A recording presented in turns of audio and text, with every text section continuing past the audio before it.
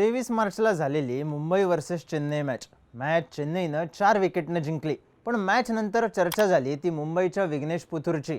24 मार्चला झालेली Delhi versus Lucknow match अगदी घासून झाली। दिल्लीनं 1 विकेटने जिंकली। दिल्लीच्या या विजयाचा हिरो होता आशुतोष शर्मा। त्यानंतर 25 मार्चला झालेली गुजरात वर्सेस पंजाब पंजाबनं ही मॅच 11 रन्सने जिंकली। पण गुजरातची टीम शेवटपर्यंत मॅचमध्ये होती, कारण शेरफेन रुदरफोर्डची बॅटिंग, पंजाबची बॉलिंग भारी ठरली, कारण विजयकुमार यशकचा एक स्पेल। आता इथे ज्या प्लेयर्सची नावं घेतली, हे सगळ्या प्लेयर्समध्ये एक गोष्ट कॉमन आहे। ती गोष्ट म्हणजे हे सगळे प्लेयर्स मॅचमध्ये इम्पॅक्ट प्लेयर म्हणून आले होते। याच प्लेयर्समुळे मॅचेस टफ झाल्या, याच प्लेयर्समुळे मॅचचे रिझल्ट बदलले। इम्पॅक्ट प्लेयर्सचा खरंच इम्पॅक्ट पडला। काही फॅन्स म्हणाले इम्पॅक्ट प्लेयरचा रूल बेस्ट आहे, पण यातच MS धोनीचं एक स्टेटमेंट आलं, इम्पॅक्ट प्लेयर रूलची काही गरजच नव्हती। साहजिकच वेगवेगळ्या चर्चा सुरू झाल्या, पण इम्पॅक्ट प्लेयरचा रूल IPL मध्ये आला कसा? या रूलमुळे IPL हिट होणार की फ्लॉप जाणार? या रूलचा नेमका इम्पॅक्ट काय आहे पाहूयात या व्हिडिओमधून। नमस्कार, मी चिन्मय आणि तुम्ही पाहताय बोलबिडू। सगळ्यात आधी आपण इम्पॅक्ट प्लेयर बाबत MS धोनीचं लेटेस्ट स्टेटमेंट काय आहे ते पाहू। इम्पॅक्ट प्लेयर रूल IPL मध्ये 2023 पासून आला, पण धोनीच्या मते या रूलची काही आवश्यकता नव्हती। धोनी म्हणाला, जेव्हा हा रूल पहिल्यांदा आला तेव्हा मी म्हणालो होतो की सध्या IPL खूप चांगल्या स्थितीत आहे, यात आणखी काही मसाला टाकण्याची आवश्यकता नाही। मॅच आधीच हाय स्कोरिंग आणि अटीतटीच्या होत होत्या। IPLचा TRP हाय आहे, क्रिकेटचा दर्जाही चांगला आहे, चांगले खेळाडू पुढे येत आहेत, सध्या याची गरज नाही असं माझं मत होतं। पण तरीही हा नियम आणला गेला।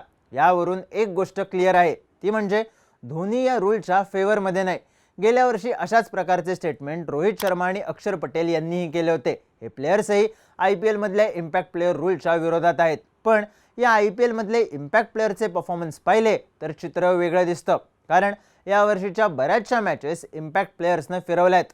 थोडक्यात धोनीची नाराजी मागे टाकून BCCIनं रूल आणला आणि आत्तापर्यंतची IPL हिट करून दाखवली। लखनौ विरुद्ध दिल्ली मॅचचंच उदाहरण घ्या। मॅच झाली घासून, दिल्लीनं ही मॅच शेवटच्या ओव्हरमध्ये जिंकली, फक्त 1 विकेट हातात ठेवून। या मॅचमध्ये दिल्लीच्या आशुतोष शर्मानं 31 बॉल्समध्ये 66 रन्स केले। त्यानं शेवटपर्यंत नॉट आउट राहून दिल्लीला विजय मिळवून दिला। आशुतोष शर्मा या मॅचमध्ये इम्पॅक्ट प्लेयर म्हणून आला होता। गुजरात विरुद्ध पंजाब मॅचमध्ये पण हेच झालं। गुजरातचा इम्पॅक्ट प्लेयर म्हणून आलेल्या रुदरफोर्डनं मॅच जवळपास जिंकवली होती। त्यानं फक्त 28 बॉलमध्ये 46 रन्स केले, पण तो शेवटच्या ओव्हरमध्ये आउट झाला आणि गुजरात मॅच हारली। म्हणजेच पुन्हा एकदा इम्पॅक्ट प्लेयरनं मॅच डिसाईड केली। चेन्नई विरुद्ध मुंबईची मॅचही इम्पॅक्ट प्लेयरमुळेच गाजली। या मॅचमध्ये मुंबईचा विघ्नेश पुथुर इम्पॅक्ट प्लेयर म्हणून आला, त्यानं रोहित शर्माला रिप्लेस केलं होतं। विघ्नेशनं या मॅचमध्ये 3 महत्त्वाच्या विकेट घेतल्या, चेन्नईला प्रेशरमध्ये आणलं। म्हणजेच मॅचमध्ये थोडाफार का होईना जो ट्विस्ट आला होता तो इम्पॅक्ट प्लेयरमुळे। आता IPLचा हा इम्पॅक्ट प्लेयर रूल नेमका आला कधीपासून? तर हा रूल सगळ्यात आधी 2023च्या IPL मध्ये आणला गेला। त्याआधी काही देशांतर्गत मॅचेसमध्ये याचं टेस्टिंग सुद्धा करण्यात आलं। फुटबॉलच्या सुपर सबमधून हा रूल इन्स्पायर्ड होता असंही सांगण्यात आलं। पण हा रूल आणण्यामागचं कारण म्हणजे BCCIला IPL मध्ये आणखी थ्रिल आणायचं होतं। इम्पॅक्ट प्लेयर रूलमुळे होतं काय की कॅप्टन आणि कोचेसला मॅच सिच्युएशननुसार टीममध्ये बदल करता येतात। जर टीमला मोठा स्कोर चेस करायचा असेल तर कॅप्टन एखाद्या बॅटरला इम्पॅक्ट प्लेयर म्हणून आणतो। तसंच जर छोटं टार्गेट डिफेंड करायचं असेल तर एखादा बॉलर इम्पॅक्ट प्लेयर म्हणून येतो। यामुळे टीममध्ये लवचिकता येते, मॅचचं थ्रिलही वाढतं। IPL मध्ये या रूलचा हा 3रा सीझन। गेल्या 2 सीझनमध्ये या रूलमुळे IPL वर अनेक पॉझिटिव्ह आणि निगेटिव्ह इम्पॅक्टही झाले। या रूलमुळे झालेला पॉझिटिव्ह इम्पॅक्ट म्हणजे अनेक प्लेयर्सला पुन्हा संधी मिळाली। याचं सगळ्यात मोठं उदाहरण म्हणजे चेन्नई सुपर किंग्सचा शिवम दुबे। गेल्या वर्षीच्या IPL मध्ये चेन्नईनं शिवम दुबेचा इम्पॅक्ट प्लेयर म्हणूनच वापर केला। दुबे फक्त बॅटिंगला यायचा आणि बॉलिंग फोडून काढायचा, त्याचं एकच काम होतं, क्रीजवर यायचं आणि मारायचं। 2024च्या IPL मध्ये दुबेनं 396 रन्स मारले, 162च्या स्ट्राईक रेटनं। या परफॉर्मन्समुळे त्याला 2024च्या T20 वर्ल्ड कपसाठी भारतीय टीममध्ये जागा मिळाली। त्यानंतर 2025च्या IPL आधी चेन्नईनं दुबेला तब्बल 12 कोटींना रिटर्न केलं। म्हणजेच काय तर दुबेचं करिअर पुन्हा एकदा ट्रॅकवर आलं, ते इम्पॅक्ट प्लेयर रूलमुळे। इम्पॅक्ट प्लेयर रूलचा आणखी एक पॉझिटिव्ह इम्पॅक्ट म्हणजे मॅचेस आणखी घासून व्हायला लागल्या, कारण टीमला एक बॅटर आणि एक बॉलर एक्स्ट्रा खेळवता येतो। जशी मॅचची, पिचची आणि टीमची गरज आहे त्यानुसार फीड बसणारा प्लेयर टीममध्ये येतो। साहजिकच मॅचेस जिंकणं काहीसं सोपं होतं। फिल्डिंगसुद्धा तगडी होते, कारण एखादा प्लेअर फक्त बॅटिंग पुरता टीममध्ये राहू शकतो. तो बॅटिंग करून गेला की त्याच्या जागी दुसरा प्लेअर बॅटिंगसुद्धा करू शकतो आणि मग चांगली फिल्डिंगसुद्धा. आता असं असलं तरी या रूलचे अनेक निगेटिव्ह इम्पॅक्टही पाहायला मिळत आहेत. पहिला निगेटिव्ह इम्पॅक्ट म्हणजे या रूलमुळे ऑलराऊंडर्स संपण्याचा धोका वाढलाय.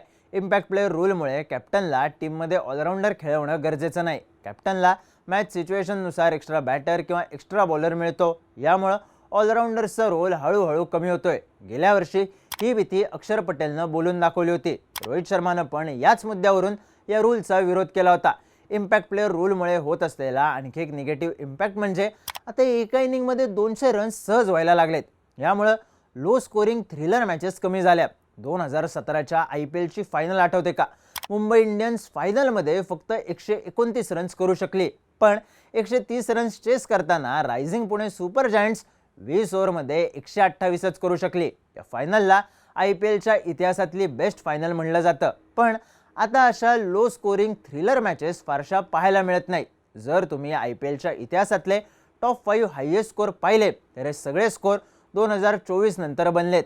गेल्या IPL सीझनमध्ये तब्बल 13 वेळा 250 पेक्षा जास्त रन्स झाले होते, तर या सीझनमध्ये ऑलरेडी एकदा 250 प्लस आणि 5 वेळा 200 प्लस स्कोर झालाय. या सगळ्यामध्ये इम्पॅक्ट प्लेअरचा रोल सगळ्यात महत्त्वाचा आहे, कारण आपली विकेट पडली तरी इम्पॅक्ट प्लेअर आहे, एक एक्स्ट्रा बॅटर आहे, त्यामुळं हवं तसं खेळा. हे प्लेअर्सचं फ्रीडम वाढलंय आणि हैदराबादची टीम प्रत्येक मॅचच्या आधी कोण रोखणार हे वादळ हा प्रश्न विचारायला लागली आहे. अर्थात रन्स पासून सिलेक्शन पर्यंतचं स्वरूप बदललं असलं तरी सध्या इम्पॅक्ट प्लेअरमुळे IPL हिट आहे, कारण बऱ्याचशा मॅचेसमध्ये दोन्ही टीमचे इम्पॅक्ट प्लेयर्स चालतायत. हे प्लेयर्स एक हाती मॅच फिरवतायत, पण जेव्हा एकाच बाजूचा इम्पॅक्ट प्लेअर चालेल किंवा सतत 200 प्लस स्कोर होत राहील तेव्हा मात्र IPLची मजा कमी होईल. गुजरात वर्सेस पंजाब, हैदराबाद वर्सेस राजस्थान दोन्ही मॅचेसमध्ये 500च्या जवळपास रन्स झाले. चारही टीमकडे भारी बॉलर्स होते, पण त्यांचा फक्त पिट्टा पडला. दव पडलं तर दुसरा बॉलला थुंकी लावणं अशी मलमपट्टी BCCIनं केली, पण म्हणून बॉलर्सला मिळणारा दट्ट्या सध्या तरी थांबलेला नाही. हे असंच सुरू राहिलं तर नुसती बॅटिंग बघायला IPL कोण बघणार नाही आणि मजा हरवलेल्या मॅचकडे प्रेक्षक नंतर पण जाहिरातदार आधी पाठ फिरवतील. IPL बदलली असली तरी धोनी साहेब नाराज झालेत, ते काय उगाच नाही. तुम्हाला काय वाटतं? इम्पॅक्ट प्लेअर रूलमुळे IPLचा फायदा होतोय की IPLचं नुकसान होतंय? तुमच्या प्रतिक्रिया कमेंट करून नक्की सांगा आणि IPL बद्दलचे इंटरेस्टिंग व्हिडिओज पाहण्यासाठी बॉलिवूडच्या YouTube चॅनलला सबस्क्राईब करायला विसरू नका.